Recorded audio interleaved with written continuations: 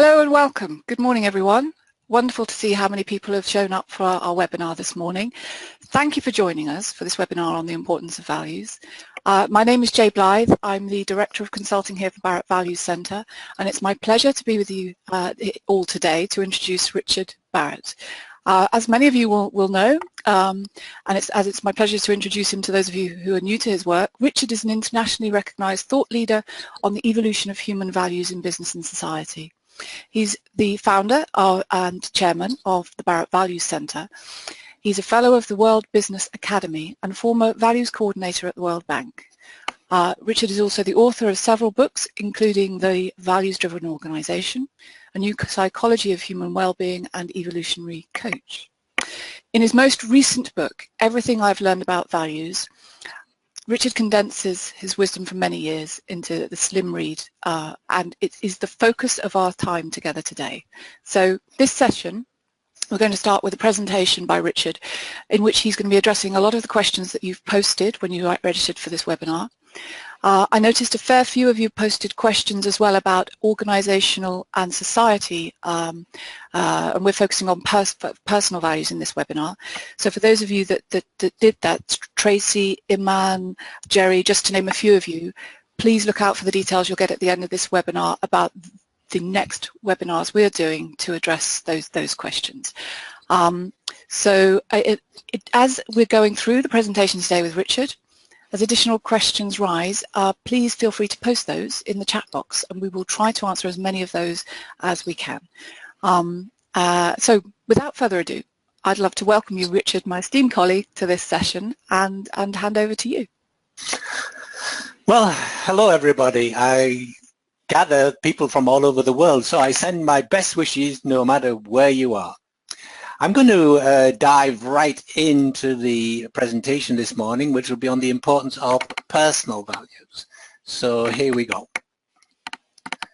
Now, this is the book. It took me about a year to write it. It usually takes me a year to write a book, and it was inspired by a friend of mine, and you'll see that in the foreword, from Sweden, who said, you know, Richard, he said, when I listen to you, it's like trying to drink water from a fire hose. Why don't you make it a bit simpler and write a little book that clarifies everything and puts down all the main points about values? And so I thought, wow, you know, that's an idea.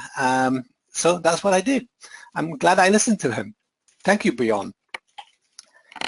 So let me move on to the next slide. I'm technically challenged a little bit at the moment. Let me just find out how to do that. I think if I just click, that should do it. Whoops, why? Oh, there we go. Oh, sorry. Okay. So first question is, what are values?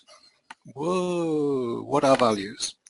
I used to call it a shorthand way of describing our individual and collective motivations and what's important to us. But over time, I realized that values are more than that. They're the energetic drivers of our aspirations and intentions, because you know, our values are really important to us, and so we are driven by whatever we value. Now, some people also talk about virtues, and what's the difference? Well, virtues are values that are held in high regard by a specific culture, religion, or spiritual philosophy. And their purpose is to create harmony. So if you look back historically, you find in different periods of history and in different religions, different virtues. So basically, virtues are contextual and they change over time. Now, values can be positive or potentially limiting. What do I mean by that? Well, you can have positive values. We all know positive values: trust, creativity, passion, honesty, integrity, clarity, things of that nature. But have you ever thought about these values? Bureaucracy, power, blame, greed, hierarchy, status seeking. Well, you're perhaps surprised to hear me say I call these values. Well, the values, because if you didn't value the behaviors associated with these words, they wouldn't be values. So these values are potentially limiting values. In other words, They may be very limiting, or they may be only slightly limiting. For example, with bureaucracy in an organization, you need a little bureaucracy in order to make things work. But when company becomes too bureaucratic, then it becomes a limiting value. So greed, on the other hand, I think is always a potentially limiting value. Hierarchy, yeah, in some situations it's positive, but in most situations it's a potentially limiting value. So today I'm going to make a distinction between stages, levels, and worldviews. We grow in stages of development. We operate at levels of consciousness, and we live inside worldviews. Well, what does all that mean? Well, I'm going to explain that in a moment. But basically, if you think about it, let's say there are 7 stages of development, and the individuating stages in your 30s, for example. But you can be in your 30s and then suddenly lose your job, lose all your money, and drop down to the survival level of consciousness. So you're operating at the survival level even though you're at the individuating stage of development. Now, what's a worldview? We all live inside worldviews, and we have worldviews. So basically there are 9 different worldviews that have appeared so far on the planet over the past 10,000 years. And these worldviews describe how a group of people live together, what's important to them in their collective beliefs and values. Now, you can live, for example, in a particular country which has a particular worldview, an average set of values, if you like, that define the worldview of that particular country. And you can notice this, for example, if you're in North Korea, that's one worldview. If you're in USA, that's another worldview. And if you live in Sweden, that's another worldview. Now, you as an individual can have your own worldview, and that can be higher or lower than the worldview of the country in which you live. So I'm going to be dealing with that topic much later in this series, in the third seminar.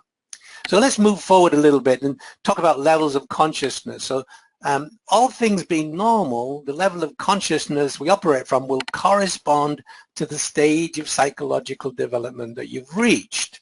Okay? So here are the 7 levels of human consciousness.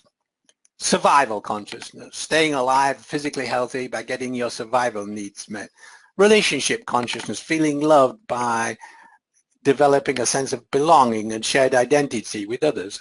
You see, I'm describing here the levels on this 7 levels model, as it's called, which I developed over 20 years ago now.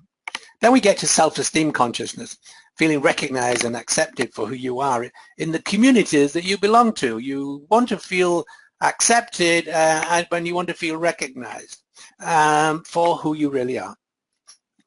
So next comes the transformation level of consciousness, where you begin to let go of the fears that you learned as you were moving through the first 3 stages of development. So it's about finding out who you really are. And then once you begin to let go of the cultural conditioning, you get to the stage of internal cohesion. You're looking for meaning and purpose in life by expressing your unique gifts and talents. And at level 6, we move on to connecting with others to actualize your purpose and meaning. I call this level making a difference, but people often make a difference at different stages of development, but what's driving that making a difference can be quite different. I'll explain more about that in a moment. And then lastly, service, using your skills and talents to contribute to the good of humanity and future generations. So these are the 7 levels of consciousness.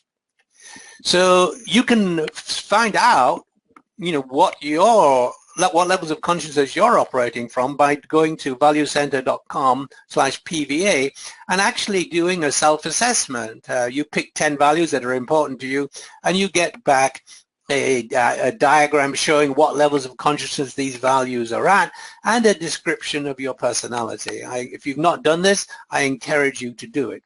To date, over 500,000 people have done the personal values assessment. It's free. And I'll be showing you the results of those 500,000 people in a moment. So on the one hand, we've got levels, and on the other hand, we've got stages. Okay, and I'm now going to move into stages and talk about those. Before I do that, I'm going to look at the values of humanity. What do I mean by that? These are the 500,000 people who have done the personal values assessment. Now, as I click each, what you're going to see here are the top 10 personal values of these 500,000 people. As I click each button, you'll see the value come up. It's family is the #1 value, and it's at the relationship level of consciousness. Humor and fun comes #2, and that's at the 5th level of consciousness. Caring, again, at the relationship level of consciousness. Respect, also at level 2. And friendship, also at level 2. So this is very interesting. Look, what we're noticing is there's a lot of value. The top values are actually showing up at that relationship level of consciousness. Now let's look what happens next. Whoa, so now we have trust. That's a level 5 value. Enthusiasm is a level 5 value. Commitment is a level 5 value.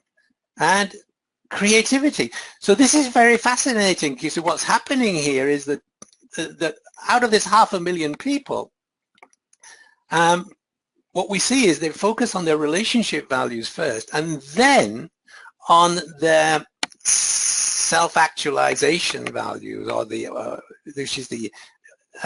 shall I put it this way? These are the values that they aspire to have, which are and show up in their lives. Trust, enthusiasm, creativity, and commitment. And lastly, #10, continuous learning.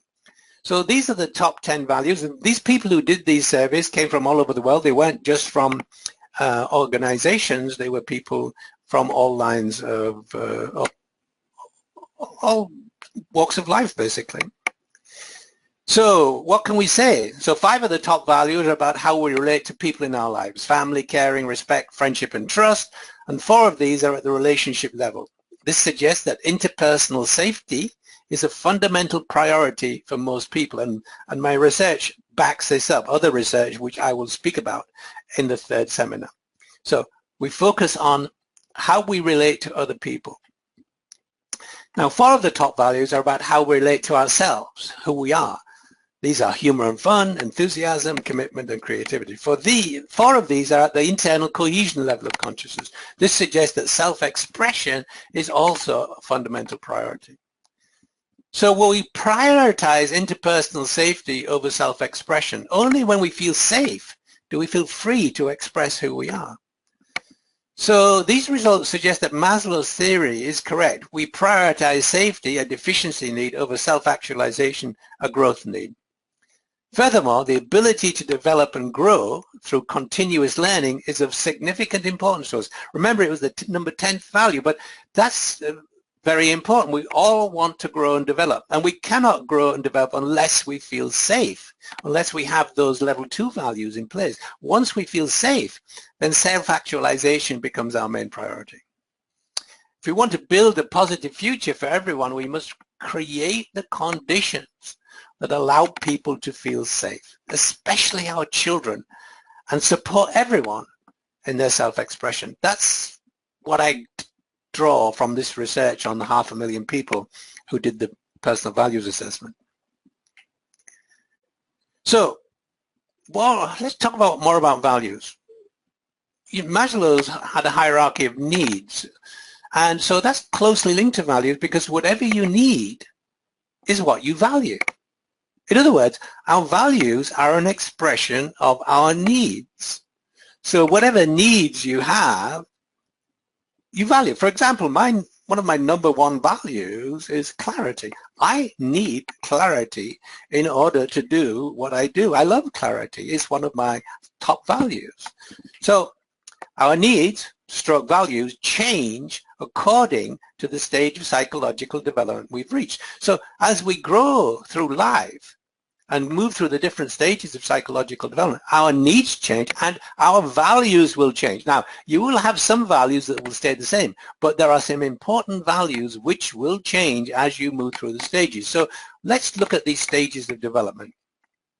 There are 7 stages of development, matching the model.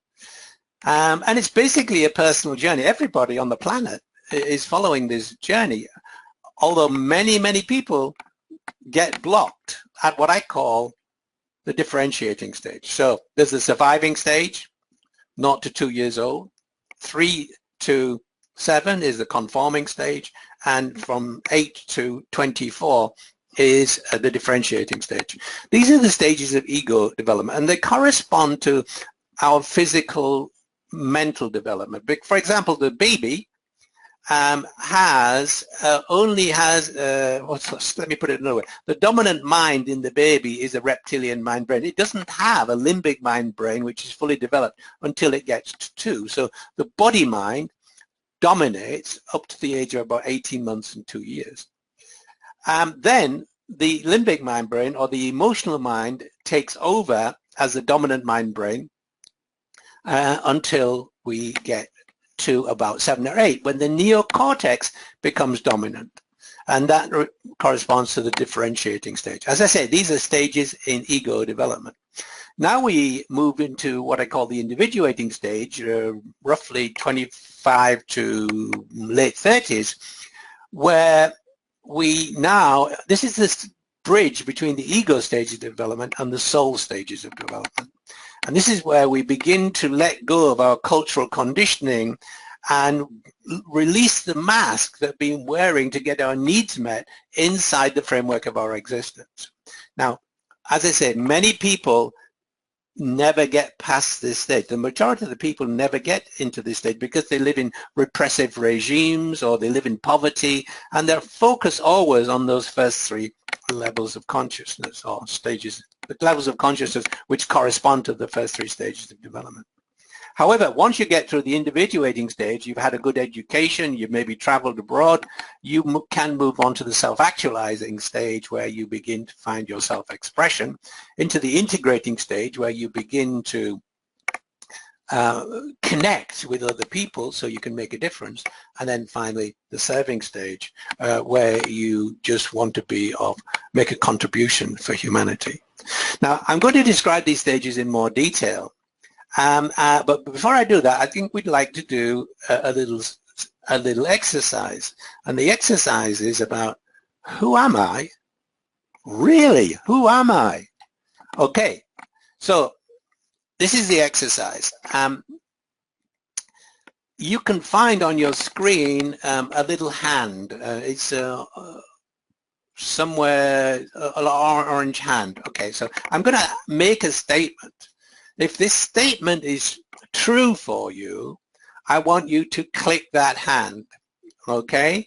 And can I just say that the hand is on the control panel. You've got 3 circular buttons, a microphone, a camera, and a hand is the one that's under the camera. That button. Yeah. Thank you, Jay. I'm going to ask Jay to, count the hands. I don't know how many people roughly we have in the room, but Jay, I'd like you to calculate the sort of percentage of hands that go up. Roughly when I make these statements. So I'm going to make a statement. If it's true for you, hand goes up. Okay, ready? I have a television.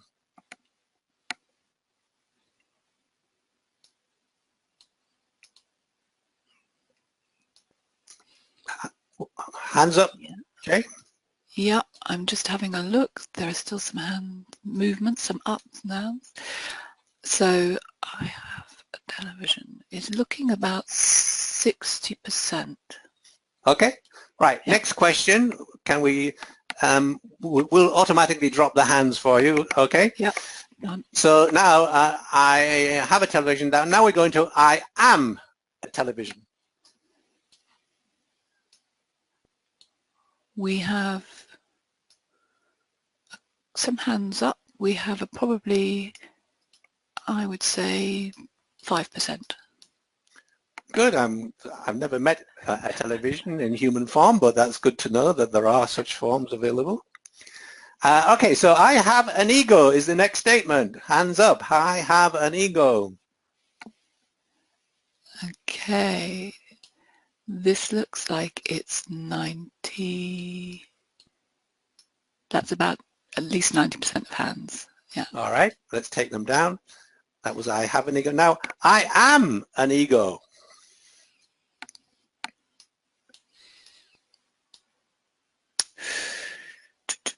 Just a few more than we had for I'd say maybe 10%.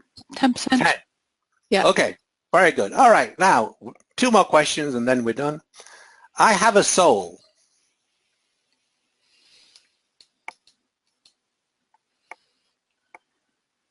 So there's still more appearing.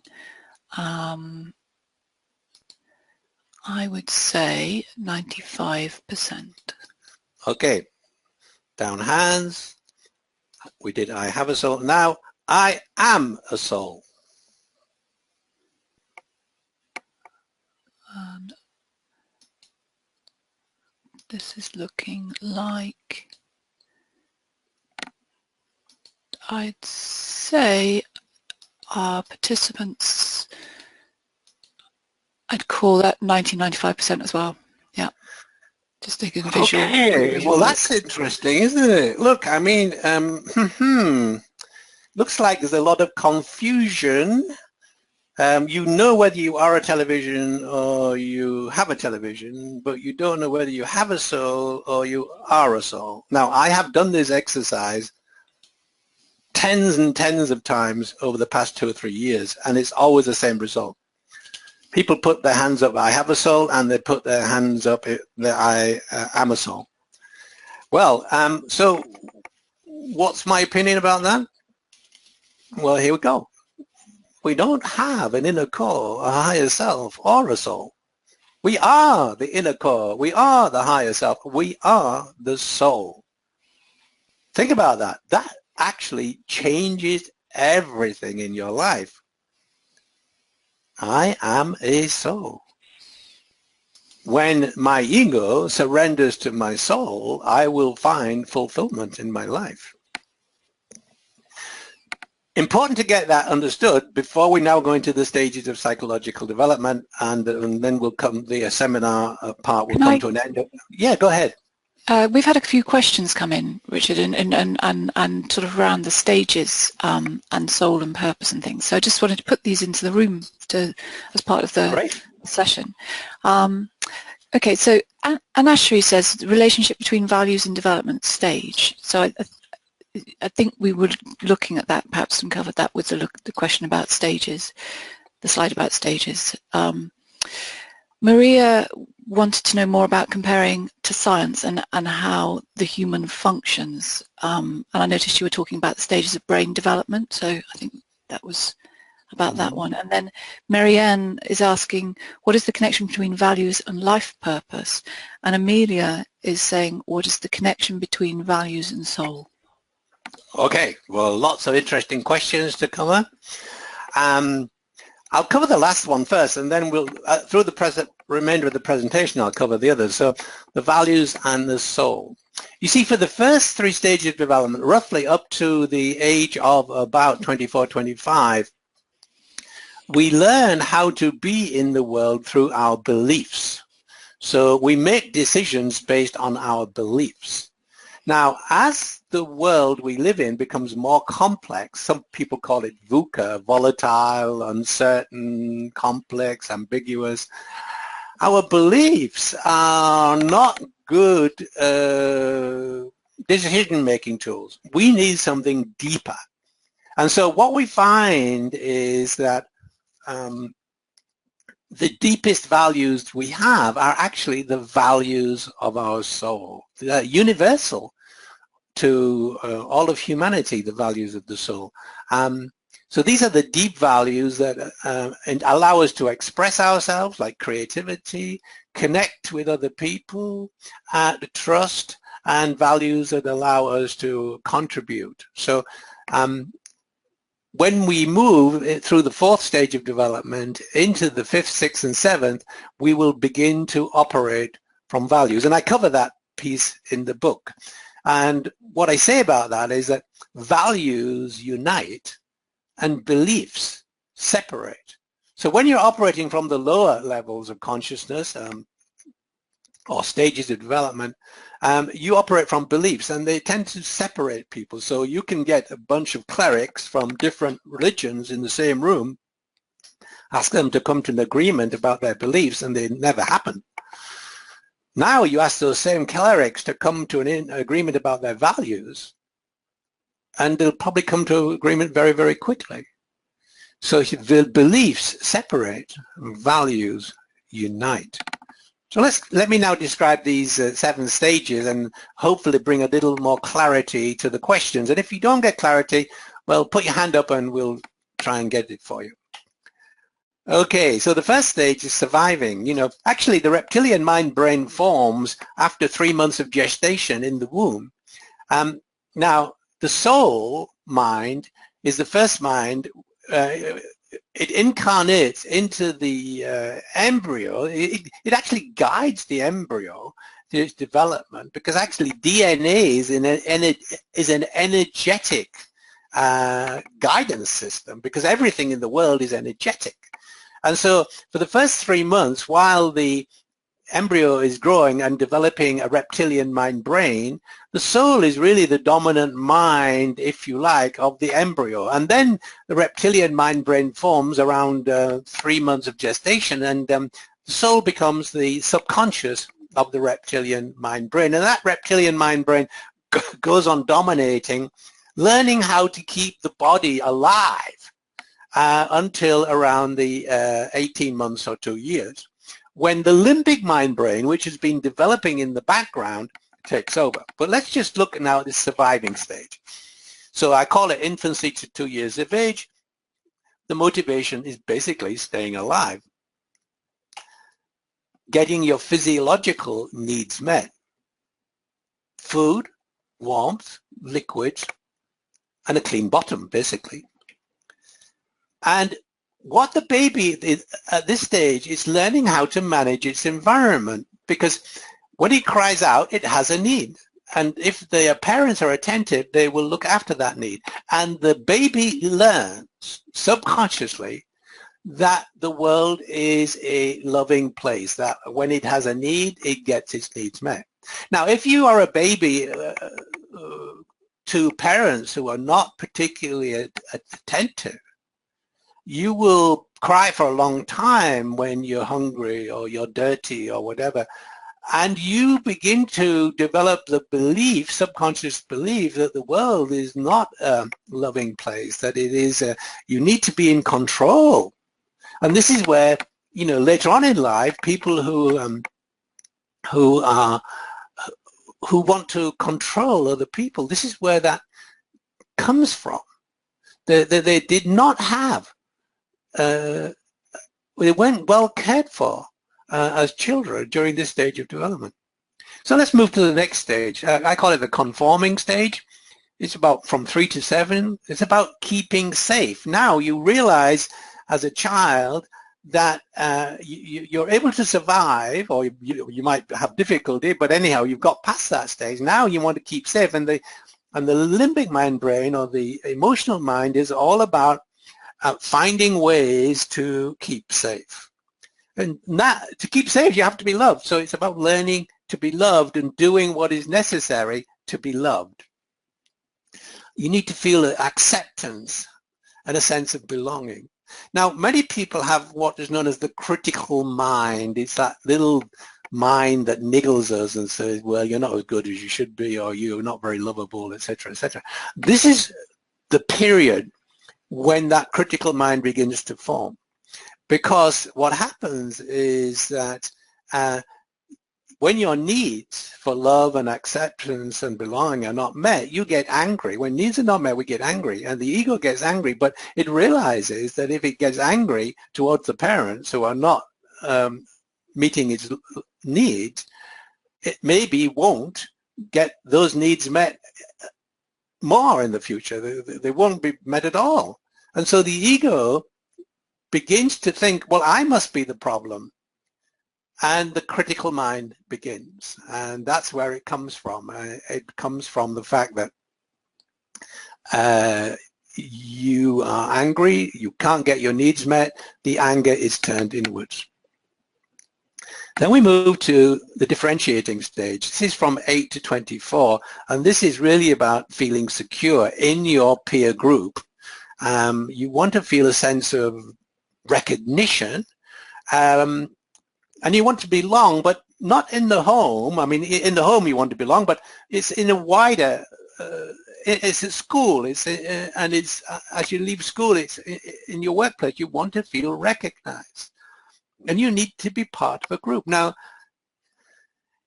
you know, there are so many school killings by 17 or 18-year-olds in America. I know it's got a lot to do with the accessibility of guns, but these are kids who are not getting their recognition needs met, either at home or in the school. They're loners, they may be bullied, etc., and their parents don't give them enough recognition, and they get so angry that they take it out on everybody. So this is a very important stage. They're all important stages. Now we move to the individuating stage. Now I forgot to say that at that last stage, differentiating stage, the neocortex now becomes the dominant mind brain, the rational mind. So when the rational mind becomes dominant, the emotional mind becomes the subconscious, the body mind becomes the unconscious, and the soul mind becomes the super unconscious. So if you were aware of your soul through these earlier stages, this is the point where you begin, the soul disappears out of your life, only to come back again later if you get through the stages of psychological development. So individuating is 25 to 39, and it's all about releasing the fears that you learned during those first 3 stages about getting your being able to survive, feeling safe, and feeling secure. So you conformed, or you lived, you were conditioned during those first 3 stages. Now it's about letting go of your conditioning so that you can actually release your fears, feel responsible, accountable for your life, and to do that you need freedom and autonomy. And this is what the Arab Spring was about. It was a lot of people in their late 20s and 30s who had a good education, had reasonable jobs, and were coming up against a repressive regime which wasn't allowing them to individuate, and so they took to the streets. Now we move to the self-actualizing stage. This is the roughly 40 to 49, and if we've successfully individuated, we will move smoothly into the self-actualizing stage. And this is about self-expression, truly about self-expression, being who you really are, becoming fully that person, and finding a need for meaning and purpose. Now, women have a particular difficulty at this stage because they may have a husband who they care for, they may have children they care for, and they may have aging parents who they need to look after. And so they tend to put themselves last. And this failure to self-express can lead to breast cancer. I've looked at the data, and it's in another book that I've written, A New Psychology of Human Wellbeing, and it's interesting that breast cancer takes off in the late 40s in terms of the incidence of breast cancer. And in that book, I discuss the leading causes of death and link them to the stages of development. So this is this also links to the chakra system. So the 5th chakra is the throat chakra and the upper chest, which again is the region of the breasts, let me put it that way. So now we move to the next stage, integrating. This is 50 to 59, and this is all about connecting in unconditional loving relationships and desiring to make a difference. Now, men have a particular difficulty at this stage because when they were 2, 3, 4, 5, they got the message they had to be strong, they shouldn't show their feelings, and so they closed down on their feelings. And so when they get to the integrating stage, they're not very good at connecting, and this leads to prostate cancer. I won't say any more about that. That's a whole different topic, but it's in my book, A New Psychology of Human Wellbeing. And then lastly, serving. This is the stage where you just want to contribute, basically. You know, you don't really care about anything else other than making a contribution. It's selfless service and it's compassion with 2 S's, not 1. I'll make that change sometime. So that's what the serving stage is about, and it's above 60 years old. So here's my point. If you want to find well-being in your life, you must focus on the primary motivation of the stage of development you're at, because your well-being is dependent on satisfying the needs of the stage of development you're at. So the baby can have a sense of well-being because its needs are taken care of, and the young child can have a sense of well-being because its safety needs are met, and the young woman or the teenager, male or female, if they get the respect and recognition, they will feel a sense of well-being, and so it goes on.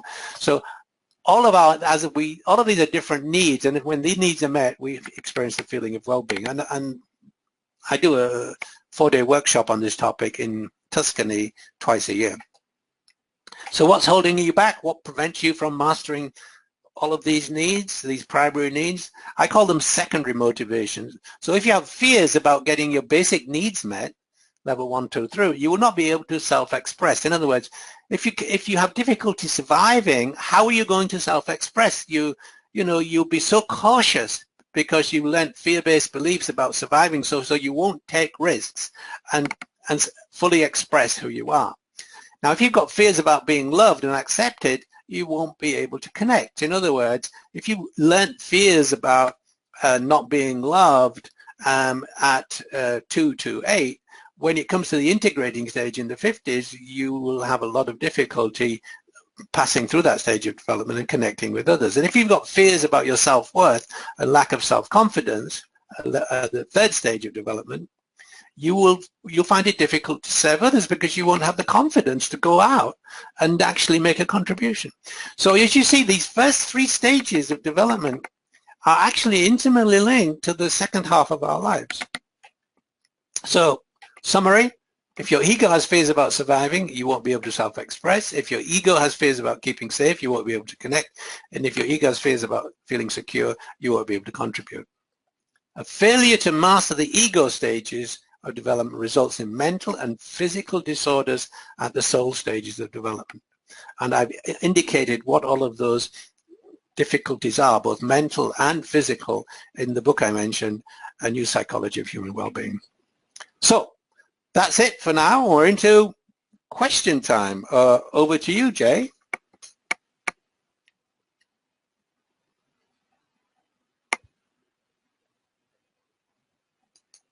You're muted, Jay.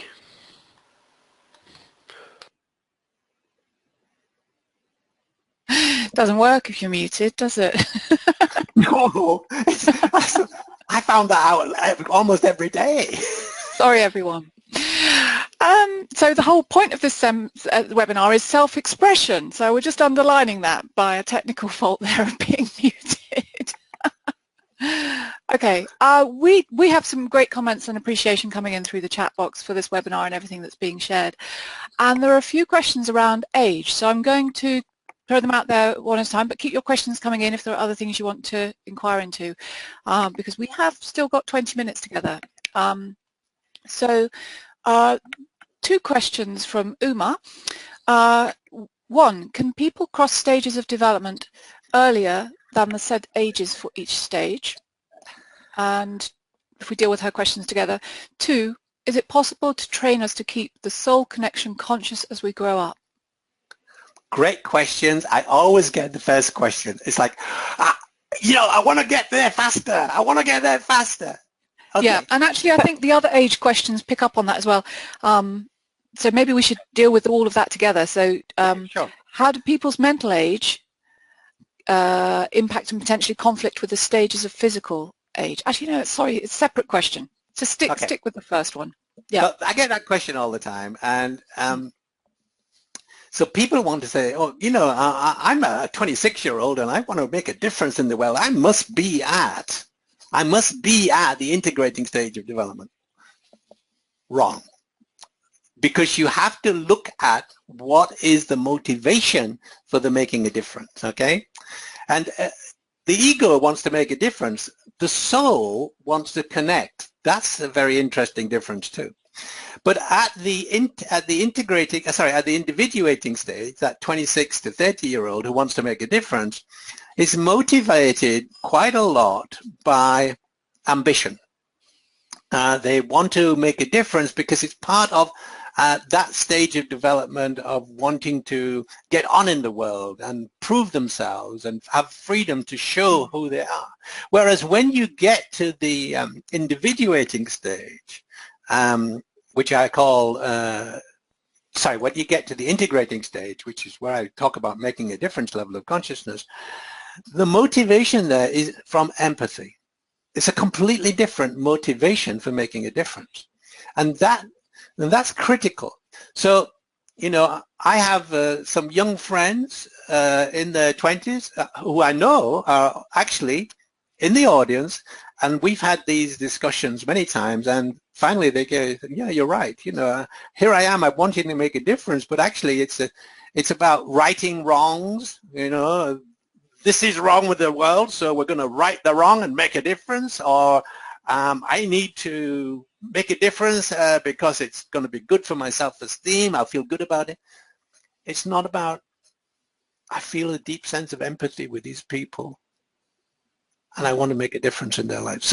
So the point is, you all go through these stages. You can't rush these stages. They are seasons of our lives that we all go through. And so what was the second part of that question? Thank you, Richard.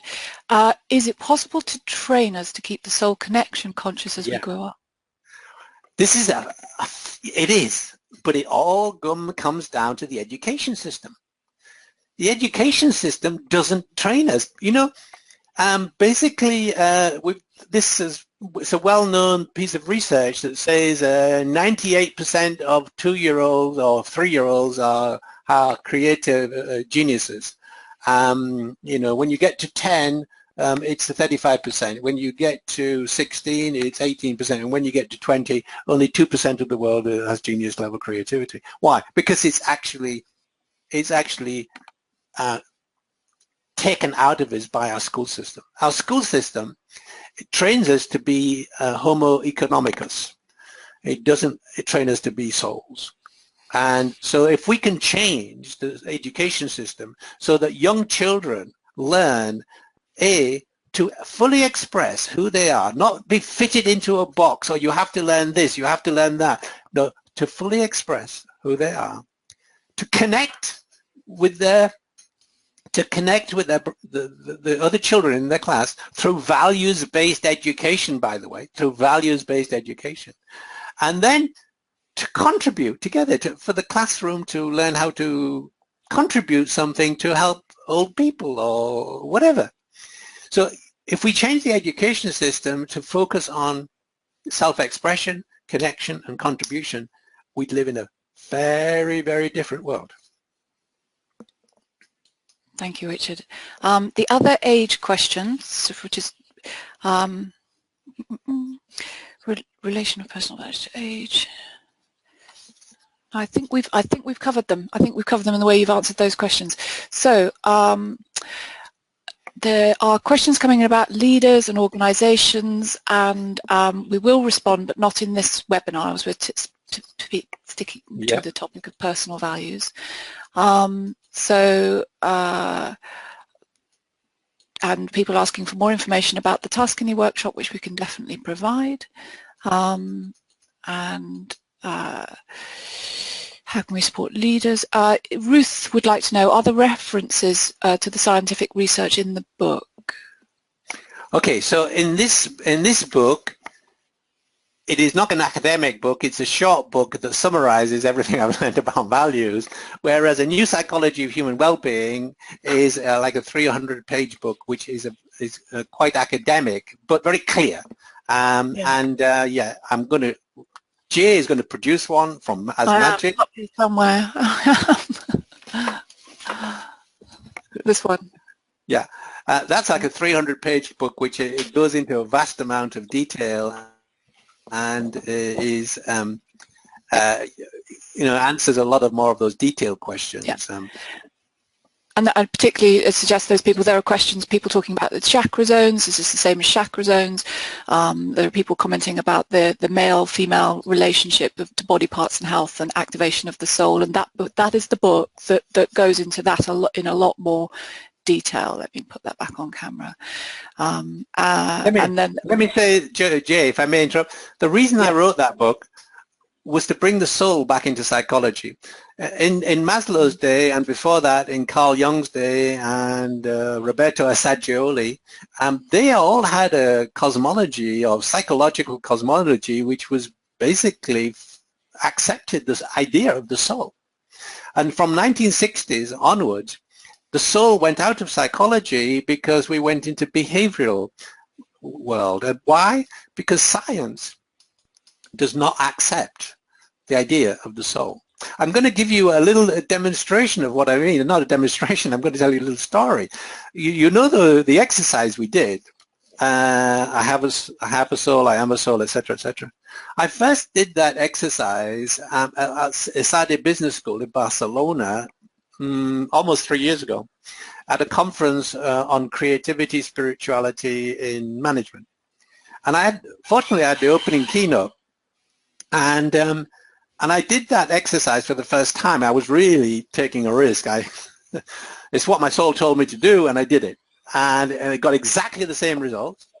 And so I said exactly the same thing. You're a bit confused. Do I have a soul or am I a soul? The next presenters who came on to the stage were two well-known neuroscientists from the USA. And their opening slide said some of the assumptions we make in neuroscience. And the first or second assumption was there is no soul. The whole audience looked at them, and they looked at the audience and said, we might have to revise that.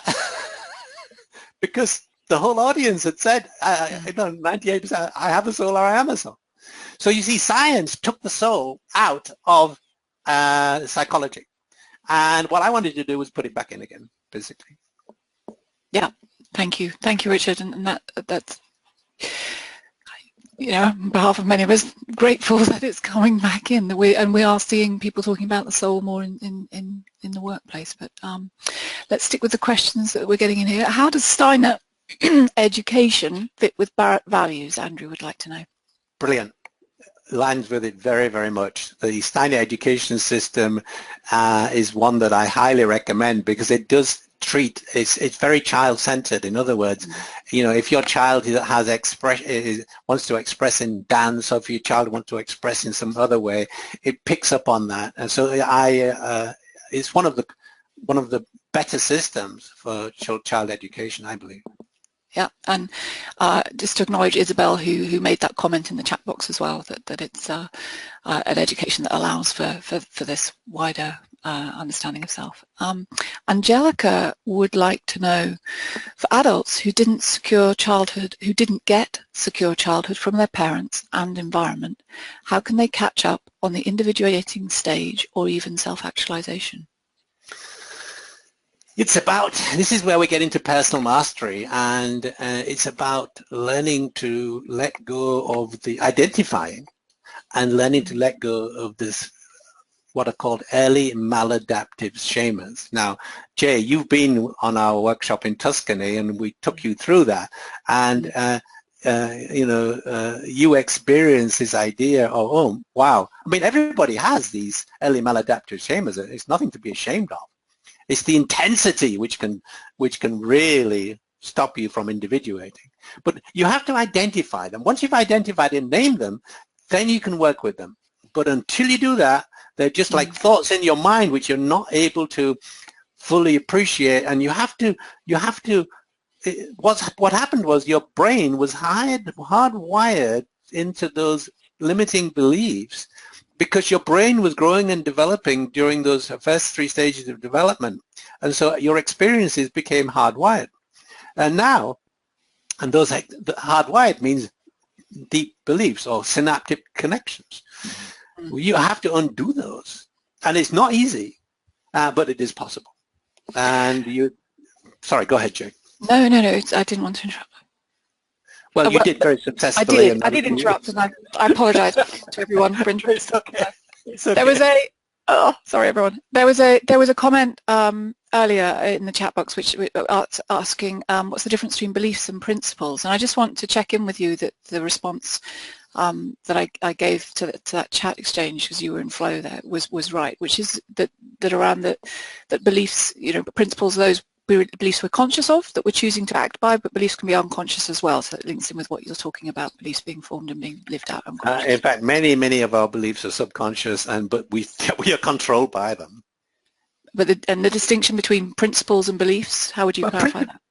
Principles are basically operating beliefs that in a particular situation, and a principle can transcend many contexts. So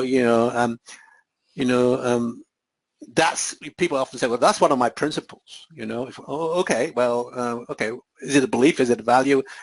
Well, what is the principle they're talking about? It's like, okay, well, you could say gravity is a principle. Things always fall downwards. Okay, fine. But it doesn't tell us much about values, and it doesn't tell us much about behaviors. It just tells us about more of a deep-seated belief that something that's important is a principle. But as deep-seated, it's held up as consciously. That's my principle. I'm aware of it. It's not deep-seated in the sense it's unconscious or subconscious. It's I'm aware of it, and I'm going to tell you my principles right now. And there's a strong attachment. Yeah. Okay. There's a strong attachment because they seem to have worked in the past, so they assume they'll work in the future. Yeah.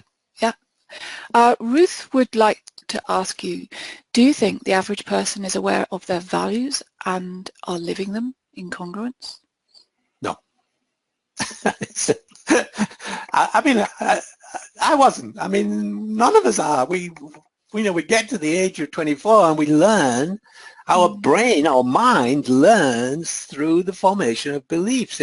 I'm writing a new book called Evolutionary Dynamics, where the source code of human motivation, where I'm actually exploring this idea that that we learn through our beliefs. It's a normal learning system for somebody who believes they're living in a three-dimensional material world, and it's the ego perspective. Actually, we're living in a fourth-dimensional energetic world which contains the three-dimensional material world, and if you want to live in that world successfully, the four-dimensional energetic world successfully, you need to operate from values, not beliefs. Mm-hmm. Thank you, Richard. And Joanna would like you to talk a little more about our values being our unconscious human operating system.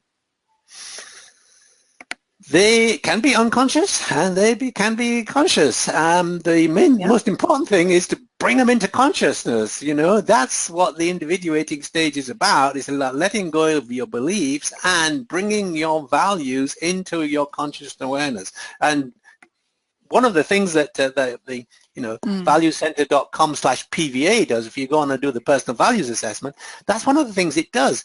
You're asked to pick 10 values that are important to you, and then there's an algorithm that writes a description of who you are, and people say, oh my God, that is just me. It's exactly me. And what that does is it brings values into your awareness. Now, attached to that report that you get is what we call the values, beliefs, and behaviors exercise, where you pick the 3 values that are important to you. You then write down what your beliefs are about those values and what behaviors you would be exhibiting if you were living those values. And that helps to bring the values more deeply into your awareness. And once you've done that exercise, you then share your results with other people. And that interchange, when you talk about your values to somebody else, it feels like you're sharing the depth of who you really are. And you feel close to that person, even though you've never met them, because you're talking about what's really important to you. Yeah, and I think what you said at the beginning of that as well about becoming aware of your unconscious beliefs as well is part of that process and really key. Yeah. And Lisa, as we have another question from Lisa about if you've not got to self-expression at 40 to 49 age group, how can you catch up? So using the personal values assessment, using exercises to help uncover your personal beliefs is the practical side of what one can do. And Mark, I just want to acknowledge Mark is in the background giving us technical support. Hi, Mark. And if you could add to the chat the link to the PVA, that would be really great, please. Yeah. So the other thing was that actually my best-selling book is What My Soul Told Me. And, this is a practical guide to living in soul consciousness. Yeah. So Jay will look for that while I talk about it. And this actually has lots of exercises in it about moving through the upper four stages, individuating, self-actualizing, integrating, and serving. And so first of all, you have to learn to connect with your soul, then befriend your soul, then trust your soul, and then become one with your soul. And it's a journey. It takes time. You cannot rush it. It can take 2 or 3 decades. I've been there, I've done it. It can take a lot of time. It's a life journey, this one. It's a life journey.